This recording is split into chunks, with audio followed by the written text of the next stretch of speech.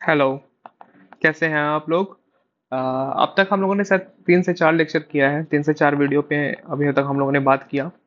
और कुछ कुछ हम लोगों ने डच के बारे में बात किया। सॉरी, डच के बारे में बात किया हम लोगों ने। पोर्टुगीज के बारे में बात किया। अब हम लोग इंग्लिश के बारे में बात करेंगे। ठीक है। तो उससे पहले कुछ बैकग्राउंड जानना जरूरी है। जो बैकग्राउंड हम लोगों को जहन में रहना चाहिए एज ए कहानी के फॉर्म में। ठीक है, कि थोड़ा हम लोगों को कहानी समझ में आ जाए तो बेहतर होता है। ईयर याद करने में और क्वेश्चन का आंसर लगाने में, टिक करने में आसानी होता है। और यही सेम चीज कहाँ पे ऐसे में भी काम आएगा। ठीक है। वो हम बताएंगे कि ऐसे में कैसे इस चीज का इस्तेमाल किया जा सकता है। जो बैकग्राउंड जो अब हम लोग पढ़ेंगे कैसे इस्तेमाल किया जाएगा। एक छोटा सा इवेंट एक बड़ा इवेंट को कैसे बनाता है। ये सारा चीज हम लोग देखेंगे कहानी के फॉर्म में, बैकग्राउंड के फॉर्म में। और इसको हम लोगों ने किस में इस्तेमाल करना है? ऐसे में इस्तेमाल करना है। ठीक है। जब हम लोग ऐसे में हिस्टोरिकल पर्सपेक्टिव के बारे में लिखेंगे तब ये सारा चीज उस टाइम उसके अंदर माल पानी डलाएगा। तो ये सारा चीज हम लोग सब सब्जेक्ट में करेंगे, चाहे ज्योग्राफी हो, इकोनॉमी हो, चाहे वो पॉलिटी हो।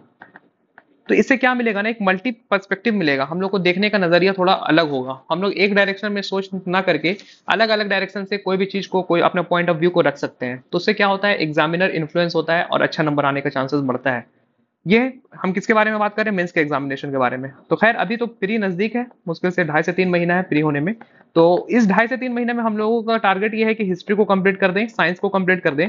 ठीक है। और जो कुछ हाई वेटेज वाला चैप्टर है जैसे कि ज्योग्राफी, ज्योग्राफी का कुछ कुछ चैप्टर जैसे कि मानसून के रिलेटेड और बिहार ज्योग्राफी, इसको हम लोग कंप्लीट करने की कोशिश करेंगे। और इकोनॉमी का कुछ की टर्म्स जिससे क्वेश्चन हमेशा बनता है, जितना 3 से 4 महीने में यानी प्री तक जितना ज्यादा से ज्यादा हो पाया उतना हम लोग जल्द से जल्द कोशिश करेंगे कि इस चीज को कंप्लीट करेंगे।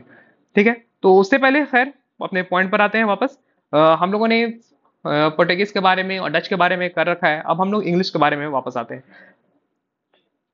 मजा तो सब ले रहे थे इंडिया के साथ ट्रेड करने का, चाहे वो पोर्टुगीज थे या डच थे। इंग्लिश ही थे जो अभी तक मजा नहीं ले पाए थे, यहाँ का पैसा अभी तक देख नहीं पाए थे सही से। तो ये चीज को कहाँ पर से इन्स्टिगेट होता है ये मामला, कहाँ से ये मामला आगे बढ़ेगा? सर फ्रांसिस ड्रेक के वोयेजेस से। सर फ्रांसिस ड्रेक अपना जब नौ लेकर के कहाँ पे बढ़ेगा?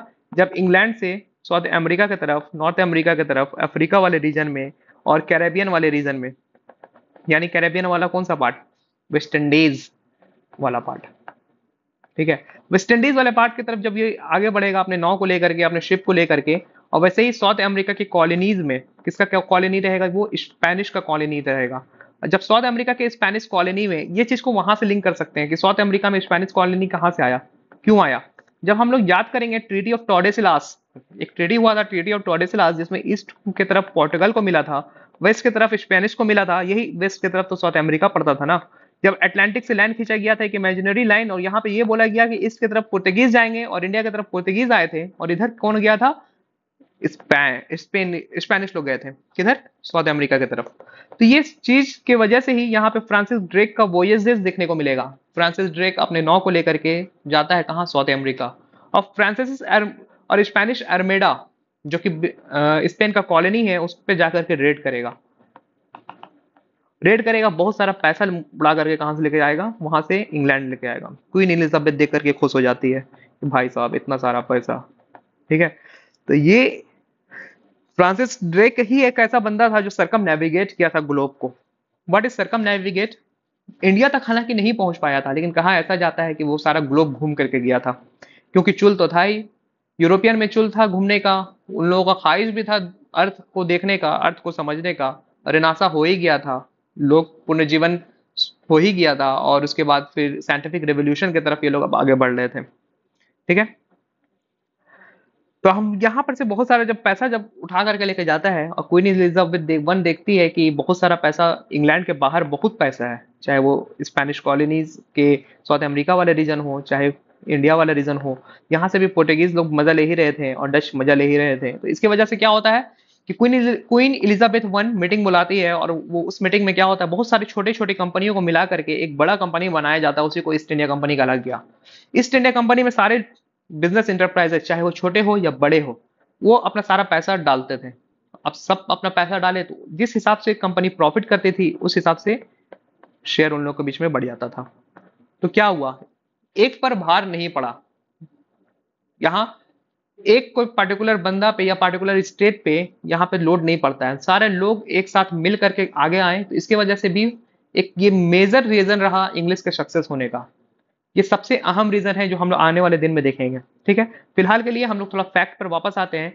जब मर्चेंट लोग को आपस में बुलाया बुलाया जाता है, क्वीन एलिजाबेथ वन जब बुलाती है, 1599 का टाइम रहता है, उसको मर्चेंट ऑफ एडवेंचरर के नाम से जाना गया। और 31 दिसंबर 1600 में क्वीन एलिजाबेथ वन, 31 दिसंबर यानी पार्टी का नाइट होगा उस दिन। उसी दिन क्या होता है, चार्टर मिलता है। क्वीन एलिजाबेथ वन चार्टर देती है कि आप जाइए और ट्रेड कीजिए ईस्ट इंडिया कंपनी को। कहाँ पे, ईस्ट इंडीज में। ईस्ट इंडीज बोले तो इंडिया वाले रीजन में, साउथ ईस्ट एशिया वाले रीजन में आप जाकर के ट्रेड कीजिए। शुरू में जो ट्रेड का मोनोपोली रहेगा वो 15 साल तक के लिए दिया जाएगा। ठीक है, हालांकि वो धीरे धीरे आपस में बढ़ाया जाएगा कुछ दिनों बाद, कि सिर्फ यही ईस्ट इंडिया कंपनी ही एक ऐसी कंपनी होगी ब्रिटिश से, यानी ब्रिटेन से, जो जाकर के इंडिया और साउथ ईस्ट एशिया के साथ ट्रेड कर सकती है, और कोई कंपनी नहीं जाएगा। इसी को कहा गया मोनोपोली। ये सिर्फ एक कंपनी को राइट दिया गया है। ठीक है, अब क्या चार्टर में क्या लिखा था, ये तो खैर मेंस का पॉइंट है जो कि यूपीएससी मेंस में पूछा जाता है, बीपीएससी मेंस में इसका सिलेबस नहीं है, तो फिर भी यही होता है चार्टर में नॉर्मली। जो डच में भी चार्टर में हम लोग देखा कि वॉर कर सकते हैं, कोई भी टेरिटरी को ले सकते हैं। ठीक है, तो यही सब होता है चार्टर में। खैर आगे देखते हैं। ये मामला जब आगे बढ़ता है, उसी के 9 साल बाद 1609 में कैप्टन विलियम हॉकिंस जहांगीर के कोर्ट में आता है और यहाँ पे इससे ट्रेड कंसेशन मांगता है। What is trade concession? रियायत मांगता है कि हम लोगों को भी इजाजत दे दिया जाए, हम लोग भी ट्रेड करना चाहते हैं इंडिया के साथ, तो हम लोग को भी फैक्ट्री बनाने का और अपने सामान को एक जगह इकट्ठा करने के लिए फोर्ट बनाने का काम दे दिया जाए। हम लोग भी कुछ टाउन में फैक्ट्री लगाना चाहते हैं, फोर्ट बनाना चाहते हैं। तो इसी वजह से क्या होता है, मुस्लिपट्टनम वाला एरिया और सूरत वाला एरिया, यहाँ एक मिनट टेक्स्ट चेंज कर देता हूँ। यहाँ पे मुस्लिपट्टनम वाला एरिया, यहाँ पे सूरत वाला एरिया, ये इंग्लिश को मिल जाता है। अब याद कीजिए डच वाला मामला। डच भी अपना फैक्ट्री मुस्लिपट्टनम में लगाता है, डच भी अपना फैक्ट्री यहाँ पुलिकट में लगाता है, डच भी अपना फैक्ट्री यहाँ पे सूरत में लगाता है। क्या इंग्लिश और डच राइवलरी नहीं है? क्या आपस में नहीं लड़ रहे हैं? बिल्कुल लड़ रहे हैं। अब एक ही जगह है, डच भी है इंग्लिश भी है, तो क्या मार नहीं होगा? क्या बिल्कुल मार होगा। और यही रीजन बनता है कि 1609 और 1612-13 में जब इंग्लिश यहाँ पर आता है मुस्लिपट्टनम में और सूरत में, इसी के बाद ही तो 1667 वाला यानी 1667 वाला मामला होता है, और डच और इंग्लिश में जो कॉम्प्रोमाइज देखने को मिलता है ना। उससे पहले लड़ाई भी देखने को मिलेगा, बैटल ऑफ बीदर 1659 के आसपास। ठीक है, तो ये रेवलरी का जड़ ये है, एक जगह फैक्ट्री लगाना ही राइवलरी का जड़ है। ठीक है, तो ये चीज को आगे बढ़ाते हुए आगे देखते हैं हम लोग कि कैप्टन विलियम हॉकिंस के बाद 1609 में, थोड़ा 1615 में फैक्ट पर वापस आते हैं। सर थॉमस रॉ 1615 में कहाँ पे, जो कि एम्बेसडर था किंग्स जेम्स वन का प्रतिनिधि बन करके ट्रेड का प्रिविलेज लेने कहाँ पे आता है, फिर से जहांगीर का कोर्ट में आता है। और उसके बाद फिर आने वाले दिनों में और फैक्ट्री लगाने का इजाजत मिल जाता है। कहाँ पे, अभी सिर्फ मुस्लिपट्टनम में था और अभी सिर्फ सूरत वाले एरियाज में था, लेकिन आने वाले दिनों में आगरा में मिलेगा, बहरोच में मिलेगा, अहमदाबाद वाले रीजन में मिलेगा। ठीक है, तो अभी सिर्फ इंग्लिश के पास ट्रेड करने के लिए, फोर्ट लगाने के लिए, फैक्ट्री लगाने के लिए कुछ कुछ जगह मुस्लिपट्टनम, सूरत, आगरा वाला रीजन आया। अब उसके पास टेरिटरी आने का शुरुआत होगा। कहाँ से टेरिटरी आएगा? सबसे पहले 1667 में डच का जो टेरिटरी था, जो इंडिया में वो जो ट्रेड कर रहा था डच, वो अपना प्रिविलेज को खत्म करने का वो पूरी तरीके से इंडोनेशिया की तरफ शिफ्ट हो जाता है डच। तो वहां से कुछ टेरिटरी इंडिया के सॉरी फ्रेंच ब्रिटिश के पास आता है। वही उसको, उससे पहले क्या होता है ना कि 1662 में, ये देखो 1662 में कुछ फैक्ट है यहाँ पे। 1662 में ये क्वेश्चन आया हुआ है, जब शादी होता है चार्ल्स टू का किसके साथ, कैथरीन के साथ, उसके बदले में डोरी में बॉम्बे दिया जाता है। ना सिर्फ बॉम्बे दिया जाता है, नॉर्थ अफ्रीका का एक टेरिटरी है तिएंगिनीज करके, तिएंगिनीज है शायद ऐसे प्रोनाउंसिएशन होता है, तिएंगिनीज करके, तो वो भी टेरिटरी को चार्ल्स टू को दे दिया जाता है। हालांकि चार्ल्स टू उसको संभाल नहीं पाता है, क्योंकि वह बड़ा रीजन था, एडमिनिस्ट्रेशन करना आसान नहीं होता है, तो इसी वजह से वो ईस्ट इंडिया कंपनी को लीज पर दे देता है और इस बदले में कुछ पैसा का डिमांड करता है, और ईस्ट इंडिया कंपनी उसको पैसा देते रहती है। ठीक है, तो ये चीज कब हुआ? 1667 में हुआ, ट्रांसफर किया गया ईस्ट इंडिया कंपनी को। जब बॉम्बे फ्लरिश होता है, बॉम्बे जब फ्लरिश हुआ, तो सूरत जो एक हमेशा से एक ट्रेडिशनल पोर्ट भी रहा और ब्रिटिश का गढ़ भी रहता है, वहां से ये लोग निकल करके अब बॉम्बे की तरफ चले जाएंगे। ये चीज होता है 1687 में। तो 3 इंपॉर्टेंट साल है जो हम लोग को जहन में रखना है, जो कि इंपॉर्टेंट है। पहला 1662 वाला, 1667 वाला, 1687 वाला। ठीक है, खैर अब हम लोग आगे बढ़ेंगे। ये कॉम्प्रोमाइज तो हम लोगों ने देख ही रखा है कि 1667 में कॉम्प्रोमाइज होता है इंग्लिश और डच के बीच में। ठीक है, अब हम लोग थोड़ा आगे बढ़ेंगे। अब टेरिटरी कहाँ कहाँ से आ रहा, अब हम लोग तीन इंपॉर्टेंट पॉइंट के बारे में देखेंगे कि ब्रिटेन के पास कहाँ कहाँ से टेरिटरी आ रहा, कहाँ कहाँ से लैंड आ रहा है इन लोगों के पास। तीन रीजन जो कि इंपॉर्टेंट है ये बैकग्राउंड समझने के लिए, और ईयर इससे याद रहेगा। ठीक है, रट्टा मारने के लिए तो भाई ल्यूसेंट है ही, रट्टा मारने के लिए घटना चक्र है ही। अगर वहीं से सारा चीज हो जाता तो आप लोग तो यहाँ आते नहीं। ठीक है, तो इस चीज से थोड़ा ऊपर उठने के लिए, थोड़ा अलग लेवल का सोचने के लिए, थोड़ा मल्टी डायमेंशनल में सोचने के लिए ये चीज से सोचना पड़ेगा। तो चलिए दोनों हम लोग साथ मिलकर के सोचते हैं क्या होता है। एक्सपेंशन कहाँ कहाँ से हो रहा, अभी तक एक्सपेंशन हुआ डोरी से, डच का इलिमिनेशन से डच पूरी तरीके से खत्म हो जाते हैं 1667 के पास, और कुछ जो टेरिटरी रहता है डच का वो डच बेच देते हैं, सेल कर देते हैं किसको, इंग्लिश को। यहाँ से भी कुछ टेरिटरी आया, यहाँ से भी कुछ टेरिटरी आया, यहाँ से भी कुछ टेरिटरी आया। तीन की रीजन के जो हम बात कर रहे थे, तीन की रीजन क्या है, फरमान, जो डिक्री जो पास होता है। ब्लैंक पेज ले देता हूँ एक मिनट।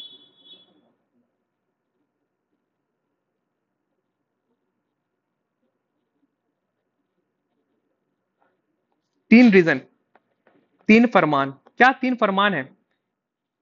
पहला फरमान 1632 में क्या होता है, गोलकुंडा, यानी आज का तेलंगाना वाला रीजन, आज का आंध्र प्रदेश वाला रीजन, वहां का जो सुल्तान होता है, सुल्तान ऑफ गोलकुंडा। ठीक है, सुल्तान ऑफ गोलकुंडा शायद उस टाइम याद नहीं आ रहा है, कुतुब शाही डायनेस्टी का ही था। कुतुब शाही डायनेस्टी, ये हम लोग अच्छे से मिडिवल में पढ़ेंगे, कुतुब शाही डायनेस्टी का ही फायर होता है, वो फरमान देता है, पहला फरमान। दूसरा फरमान 1651 में शाह सुजा देगा। कौन है शाह सुजा, शाह सुजा शाहजहां का बेटा है, तीसरा नंबर वाला बेटा, थर्ड सन। ये दूसरा फरमान देगा, यहाँ पे ट्रेड प्रिविलेज मिलेगा कहाँ पे, बंगाल वाले रीजन में। अब देखो फॉर एग्जांपल इंडिया है, यहाँ पे एक ट्रेड प्रिविलेज मिल गया गोलकुंडा वाला रीजन, आज का कर्नाटक, आज का तेलंगाना, आंध्र प्रदेश और कर्नाटका वाला रीजन में, सॉरी कर्नाटका बोल रहा हूँ, इधर तमिलनाडु वाला रीजन में। ठीक है, दूसरा फरमान ये 1632 में हुआ, इधर 1651 में शाह सुजा फरमान देता है। शाह सुजा फरमान देता है यहाँ पे बंगाल वाले रीजन में। और फरमानों का फरमान जिसको कहा गया फारुखसियर का फरमान, 1713 से 1715 वाला डेट स्लॉट में अगर हम लोग देखेंगे, फारुखसियर भी एक फरमान देगा जिसे को मैग्ना कार्टा कहा गया है। और ये जो फरमान रहेगा पूरी तरीके से चीजों को बदल देगा। यहाँ पे कस्टम ड्यूटी तक नहीं देने लगता है ब्रिटिश, यहाँ तक कस्टम ड्यूटी दे रहा है, सासूजा तक कस्टम ड्यूटी दे रहा है, टैक्स दे रहा है, ट्रेड प्रिविलेज मिल रहा है, लेकिन औरों के बनिस्बत थोड़ा सा ज्यादा मिल रहा है। लेकिन अभी जब फारुखसियर का फरमान जब जारी होगा, उसके बाद क्या होता है, उसके बाद ब्रिटिशर्स के पास बहुत ज्यादा पावर, बहुत ज्यादा पावर आ जाता है, वो दस्तक तक इशू करने लगता है। दस्तक क्या है कि जो भी प्राइवेट होल्डर है कंपनी का, जो भी प्राइवेट मेंबर है कंपनी का, जो कंपनी से बिलोंग करता है, वो उसको पावर मिल जाता है कि आप दस्तक इशू कीजिए, एक पेपर इशू कीजिए, जो अगला को वो पेपर देगा तो वो उसके लिए भी फ्री हो जाता है ट्रेड, उसके लिए भी कस्टम कम लगने लगता है। ठीक है, उसको भी रियायत मिलने लगता है। तो ये चीज जब होने लगेगा तो यही चीज की वजह से बैटल ऑफ प्लासी देखने को मिलेगा, जब सिराजुद्दौला इसके अगेंस्ट में आवाज उठाता है कि बहुत ज्यादा नुकसान हो रहा है, बंगाल डूब रहा है, बहुत बंगाल से बहुत ज्यादा एक्सटॉर्शन होता है, बहुत ज्यादा एक पैसा निकालता है ब्रिटिशर्स। तो यही सबसे मेन रीजन बनेगा प्लासी का लड़ाई का। ठीक है, तो यहाँ पे तीन फरमान के बारे में हम लोगों ने बात किया, 1632 वाला, 1651 वाला और 1713 से 1715 फारुखसियर वाला। ठीक है, तो अभी तक टेरिटरी कहाँ कहाँ से मिला, फरमान से मिला, डोरी से मिला, डच का पूरी तरीके से एलिमिनेशन से मिला। तो ब्रिटिशर्स अपने आप को मजबूत कर रहे हैं, ब्रिटिशर्स अपने आप को मजबूत कर रहे हैं हर जगह पे, चाहे वो कोस्टल टाउन हो, चाहे इनलैंड वाले एरियाज में हो। ठीक है, थोड़ा अब हम लोग आगे बढ़ते हैं। इसके बारे में हम लोगों ने देख ही रखा है कि गोल्डन फरमान 1632 में होता है, और इसी के बाद से ही फोर्टिफाइड फैक्ट्री बनता है मद्रास वाला रीजन में, है ना। और जब फोर्टिफाइड फैक्ट्री बनाया जाता है, यानी फैक्ट्री का स्टैब्लिशमेंट किया जाता है मद्रास यानी आज का चेन्नई वाला रीजन में, और जब मुसलीपट्टनम, एक तरफ तो सूरत को रिप्लेस करके बॉम्बे लगाया गया, और दूसरी तरफ मुसलीपट्टनम को रिप्लेस करके चेन्नई लगाया गया यानी मद्रास। तो दो जो पुराना टाउन था मुसलीपट्टनम और सूरत, उसको खत्म कर दिया जाता है, खत्म नहीं उसका थोड़ा वजूद को कम करके एक तरफ बॉम्बे को बढ़ाया जाता है, दूसरी तरफ किसको, मद्रास को फोर्टिफाई किया जा रहा है। ठीक है, और वहां जो फोर्ट बनेगा फोर्ट सेंट जॉर्ज, ये क्वेश्चन है, फोर्ट सेंट जॉर्ज कहाँ है, ये क्वेश्चन है फोर्ट विलियम कहाँ है, ये क्वेश्चन है फोर्ट विलियम आपको कोलकाता वाले रीजन में यानी बंगाल में दिखने को मिलेगा। वही फोर्ट सेंट जॉर्ज कहाँ पे, मद्रास वाले रीजन में देखने को मिलेगा। और यही एक रीजन रहेगा सेंट जॉर्ज जो मछलीपट्टनम को पूरी तरीके से रिप्लेस करके सॉर्दर्न हेडक्वार्टर बनेगा ब्रिटिश इंडिया का। और यही मद्रास रहेगा जो आगे जाकर के मद्रास प्रेसिडेंसी बनाएगा। और वही फोर्ट विलियम रहेगा जो बंगाल वाले एरिया में जाकर के बंगाल का प्रेसिडेंसी को बनाता है। ठीक है। और यही बॉम्बे रहेगा जो बॉम्बे प्रेसिडेंसी बनाता है। तो टोटल 3 प्रेसिडेंसी आने वाले दिनों में वारेन हेस्टिंग के टाइम में बनेगा और आने वाले गवर्नर जनरल के टाइम में बनेगा। तो वो 3 जो प्रेसिडेंसी स्टोन है आने वाले दिनों का, उसका बैकग्राउंड अभी रखा गया है ना। तो यानी 100 साल पहले अभी हम लोग हैं, अभी थोड़ा लेट है, 1772-73 का टाइम, वारेन हेस्टिंग का टाइम आने वाला है। उस टाइम प्रेसिडेंसी स्टोन का एस्टेब्लिशमेंट देखने को मिलेगा, है ना। तो ये सारा चीज हम लोग इस वजह से ही लिंक करके पढ़ लें कि हम लोग के जहन में एक टाइमलाइन क्लियर डिफाइन हो, कब क्या चीज हो रहा है। उसकी वजह से हम लोग आंसर सटीक मार सकते हैं। अगर इनकेस ईयर याद नहीं रहे, कुछ कंसेप्ट हम लोग अगर पढ़ लेंगे तो क्या होता है, कंसेप्ट से भी आंसर लग जाता है। और ये चीज यहाँ तक ही महदूद नहीं रहेगा, यहाँ तक ही उसका लिमिट नहीं है। इस चीज को हम लोग आगे ऐसे वाले टाइम में, आने वाले दिनों में आंसर राइटिंग जब हम लोग करेंगे तो याद अभी से अगर हम लोग सोचेंगे तभी मेंस में आंसर लिखाएगा। और मेंस के आंसर राइटिंग में क्या होता है ना, बीपीएससी में या फिर यूपीएससी में टाइम नहीं मिलता है सोचने का, समझने का। जो हम लोगों ने प्रैक्टिस ऑलरेडी कर रखा है जो टेस्ट सीरीज से, जो आंसर राइटिंग से, बस वही हम लोग को जाकर के लिखना होता है। वहां पे अगर सोचने बैठते हैं तो या फिर लिखो या फिर सोचो, दोनों एक चीज नहीं हो सकता है वहां पे एग्जामिनेशन हॉल में। ठीक है। तो अब हम लोग थोड़ा आगे बढ़ते हैं। यहाँ तक हो गया भाषणबाजी। अब भाषणबाजी से थोड़ा आगे बढ़ करके थोड़ा फिर से फोकस करते हैं अपने स्लाइड्स पे। हाँ। 1651 वाले का हम लोग बात कर रहे थे, दूसरा फरमान में 1651 वाला, इस पर भी हम लोगों ने बात किया कि शाह सुजा जो गवर्नर रहता है बंगाल का, वो भी देता है ट्रेड राइट। 3000 रुपए बदली में, 3000 रुपए दीजिए शाह सुजा को और बदले में क्या कीजिए, बदले में जाकर के आप ट्रेड कंसेशन पाइए। इसी की वजह से कासिम बाजार पटना वाले एरिया में फैक्ट्री का एस्टेब्लिशमेंट देखने को मिलेगा। अब कोस्टल टाउन से ब्रिटिश अंदर तक आ रहे हैं, बिहार वाले रीजन तक आ गए हैं, है ना। हुगली 1651, काशिम बाजार पटना, राजमहल यानी कौन सा, छोटा नागपुर प्लेटू वाला एरिया। यहां तक अब ब्रिटिश कोस्टल से यानी समुद्री तटों से अंदरूनी भाग इंग्लैंड में आ गए हैं। अब इंग्लैंड को निचोड़ने का काम और होगा 17वीं-18वीं सदी में, जब रेलवे का स्टैब्लिशमेंट हो जाएगा, बहुत ज्यादा जब ट्रांसपोर्टेशन बढ़ जाएगा। ठीक है। अब यहाँ पे क्या होता है ना कि सासूजा के साथ, यहाँ पे तो फिर से थोड़ा सा कहानी है, थोड़ा सा बैकग्राउंड है, लेकिन थोड़ा इसको हल्के में लेकर के निकलते हैं। सासूजा जब ट्रेड कॉन्सेशन अच्छे से नहीं देता है, जब ये अच्छे से टैक्स कट नहीं देता है, अच्छे से प्रिविलेज नहीं देता है इंग्लिश को, तो इंग्लिश सोचता है कि अब बात से, निगोशिएशन से तो काम नहीं चल रहा है। अब ऐसा करते हैं हम लोग, फोर्स का यूज करते हैं, पावर का यूज करते हैं, अपना मिलिट्री स्टैब्लिशमेंट को लेके जाते हैं और अटैक करते हैं बंगाल पे। और वही अटैक जो करता है बंगाल पे वही भारी पड़ जाता है 1686 के आसपास। ठीक है। 1686 से पहले, सॉरी, 1686 से पहले क्या होता है ना कि उससे पहले ब्रिटिशर्स जाकर के अटैक करते हैं बंगाल वाला रीजन पे। और उस टाइम कौन है, औरंगजेब है गद्दी पे बैठा हुआ। औरंगजेब जब गद्दी पे बैठा हुआ, उसको पता चला कि बंगाल वाला रीजन, हुगली वाला रीजन में ब्रिटिशर्स अटैक किया है सासुजा वाले को। तो ये क्या करता है, जाकर के अटैक कर देता है किसको, ब्रिटिशर्स को, और पानी पिला देता है, बहुत गंदा वाला पानी पिलाता है। यहां तक कि इतना मजबूर कर देता है कि इंग्लिश को माफीनामा देना पड़ता है, अपॉलॉजी लेटर देना पड़ता है बदले में ट्रेड करने के लिए। ठीक है। तो ब्रिटिशर्स फोर्स का भी इस्तेमाल जानते थे, तेल पानी लगाना भी अच्छे से जानते थे, इसीलिए वो सरवाइव भी कर पाए। अपने आप को वक्त के हिसाब से ढाला उन लोगों ने। इसी वजह से जगह अगर मार पड़ रहा है तो माफी भी मांगा उस टाइम। और जब मार ना पड़ रहा था और जब वो लोग का पावर सुप्रीम ऑथोरिटी पर था, सुप्रीम पावर बना हुआ था, तो सब अगला को भी बहुत मारा है गंदा वाला। ठीक है।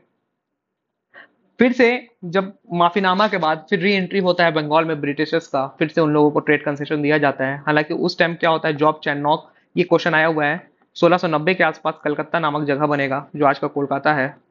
उसको बनाने के लिए फाउंडेशन देने का नींव कहा जाता है कि जॉब चैनॉक को दिया जाता है। जॉब चैनॉक जाता है और 3 गांव को मिला करके, जिसमें सतानती है, गोविंदपुर है, ये सब, गोविंदपुर, सतानती, ये सब छोटा छोटा जो टाउन था, छोटा छोटा विलेजेस टाइप का था, उन लोगों को वहां पर जाकर के जमींदार, इतना जानने का जरूरत नहीं है, बस कहानी को इंटरेस्टिंग बनाने के लिए इतना बता दे रहे हैं। वहां के जमींदार जो है, सवर्णा रॉय की फैमिली रहती है। ऐसे भी रॉय लोग वहां मिलेगा बंगाल में। सवर्णा रॉय की फैमिली से ये लोग कुछ जमींदारी राइट्स ले लेता है और यहाँ पे ये 3 विलेजेस को मिला करके एक कलकत्ता नामक जगह बनता है 1690 में। और यही कलकत्ता जो रहेगा आने वाले में अपने आप को फोर्टिफाइड कर लेगा ब्रिटिश, और यही कलकत्ता में ये लोग फोर्ट विलियम बनाएगा 1700 के आसपास, है ना। यही फोर्ट विलियम बनता है 1700 के आसपास, और यही क्वेश्चन आया हुआ है कि फोर्ट विलियम कहाँ है, कलकत्ता में है, 1700 में बना था। और सेंट जॉर्ज कहाँ पे है, मद्रास में है, ये भी क्वेश्चन आया हुआ है। फारूक सियर का फरमान के बारे में हम लोगों ने देख ही रखा है कि 1717 के आसपास फारूक सियर का फरमान चला जाता है, उसी को मैग्ना कार्टा कहा जाता है। फारूक सियर तो भाई वो फरमान दे दिया, अपना पावर खुद अपने हाथ से गवाया फरमान दे करके, है ना। तो यही सेम चीज यहाँ पे भी क्या होता है कि दस्तक इशू करने का पावर, और लैंड और रेंट प्रिविलेज करने का पावर। अभी जो सिर्फ सुल्तानती गोविंदपुर वाला लैंड खरीदा था जॉब चैनॉक, आने वाले दिनों में और लैंड और टेरिटरी खरीदने का पावर दे दिया जाता है। तो ये चीज यहाँ पे खत्म होता है इंग्लिश, और इंग्लिश अब यहाँ पे धीरे धीरे बहुत मजबूत हो गया। अब फ्रेंच के बारे में हम लोगों ने पढ़ना है कि फ्रेंच कैसे आया इंडिया में, और उसके बाद इंग्लिश और फ्रेंच का राइवलरी के बारे में हम लोगों को पढ़ना है। जब इंग्लिश और फ्रेंच का राइवलरी पढ़ेंगे तो हम लोग यहाँ पे कैनेटिक वॉर देखेंगे, बैटल ऑफ वॉन्डी वॉश देखेंगे उसी के अंदर, थर्ड कैनेटिक वॉर। और यहाँ पे हम लोग ये भी देखेंगे कि ये इंडिया में सिर्फ नहीं हो रहा है, इसका कनेक्शन वर्ल्ड से है, कि वर्ल्ड का कैसे वो अफेयर इंडिया को कैसे यहाँ पे इसका रिलेशन को चेंज कर रहा है, कैसे उसको डायनेमिक को बदल रहा है। ठीक है, तो ये सारी चीजों को हम लोग आने वाले नेक्स्ट स्लाइड में, फ्रेंच वाले स्लाइड में देखेंगे। उसके बाद फिर हम लोग ये स्लाइड को खत्म करके एडवेंट ऑफ द यूरोपियन को, शायद एडवेंट ऑफ द यूरोपियन, यूरोपियनों का आगमन अगला लेक्चर में, अगला वीडियोस में खत्म हो जाएगा। ज्यादा देर का वीडियो नहीं बना पा रहे हैं इस वजह से कि मेरा आईपैड सपोर्ट नहीं ले पा रहा है लंबे वीडियो का, लगभग 1 घंटा 1.5 घंटा वीडियो का। हालांकि एक गो में उतना वीडियो बनाने का कैपेसिटी है मेरे में, और बना भी सकते हैं, लेकिन पता नहीं रुक भी जा रहा है, 1-2 बार अटेम्प्ट फेल हुआ है, तो थोड़ा अजीब हो जाता है कि इतना मेहनत करके वीडियो बनाओ फिर बाद में बंद हो जाता है, खुद सेव भी नहीं हो पा रहा। तो इसी वजह से वीडियो को थोड़ा शॉर्ट रखने का कोशिश है, 25 से 30 मिनट मुश्किल से। और उसके बाद कोई नहीं, आने वाले दिनों में वीडियो भी अपलोड होगा, और आप लोग सपोर्ट कीजिए अच्छे से, और आप लोग इसको देखिए, और अगर अच्छा लग रहा है तो प्लीज़ कमेंट डाउन, और कुछ क्वेरी है तो अपने क्वेरी को भी आप यहाँ पे लिख सकते हैं। मैं जैसा वक्त रहोगा तो उस हिसाब से हम यहाँ पे क्या करेंगे, दे देंगे आप लोगों को क्वेरी का जवाब। और ऐसा करेंगे कि कुछ 2-3 चैप्टर होने के बाद, अभी तो खैर एडवेंट ऑफ द यूरोपियन, यूरोपियनों का आगमन हम लोग देख रहे हैं, आने वाले दिनों में 3-4 चैप्टर जब हम लोग धड़ल्ले से कंप्लीट करेंगे तो उसके बाद फिर हम लोग एक गूगल फॉर्म देंगे। ठीक है, और गूगल फॉर्म में क्या करना होगा ना, कि गूगल फॉर्म में अगर आप लोगों का कोई क्वेरी है, कोई क्वेश्चन है, तो आप लोग को उसको लिखना होगा। आप लोग लिखिएगा उस क्वेश्चन को, चाहे हिंदी मीडियम हो चाहे इंग्लिश मीडियम हो, फिर हम लोग उस पर डिटेल में बात करेंगे, अच्छे से बैकग्राउंड के साथ हम लोग डिटेल में बात करेंगे। हम लोग वहां पर से कुछ एसेंस निकालेंगे जो एसे में काम आ जाए, कुछ आंसर राइटिंग में काम आ जाए। ठीक है, तो ये सारा चीज हम लोग वहां पे देखेंगे, और आने वाले कुछ दिनों में गूगल फॉर्म या क्वेरी के बाद हम लोग कुछ टेस्ट भी लाएंगे। Test in the sense in the form of MCQs, वो भी गूगल फॉर्म के ही फॉर्म में आएगा, क्योंकि उतना टाइम है नहीं कि डेडिकेटेड एक पेज बना के पीडीएफ बना करके अपलोड किया जाए। ठीक है, तो इस चीज़ को आप लोग भी थोड़ा जहन में रखेंगे, थोड़ा साथ दीजिए इस चीज़ के लिए। ठीक है, तो ख़त्म करते हैं इस यहाँ पे ये वीडियो को, फिर आगे आने वाले वीडियो में हम लोग फ्रेंच के बारे में देखते हैं। ज़्यादा से ज़्यादा 10 से 12 स्लाइड है, और अगले वीडियो में ये चीज़ ख़त्म हो जाएगा।